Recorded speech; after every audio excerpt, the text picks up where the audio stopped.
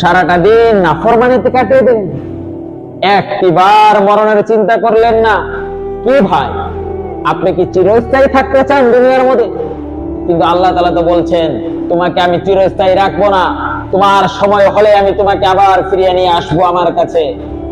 ভাই, আল্লাহ তাআলার মরণ যদি আপনি স্মরণ করেন, এটা কি ভাবেন যে আপনার মরণ জলদি আসবেন, বা আপনার স্মরণ না করলে আপনার মৃত্যু দেরি করে আসবেন? এটা কখনোই না ভাই। আপনার সময় হলেই আপনার জায়গা মোতাবেক আপনার মরণ চলে আসবে।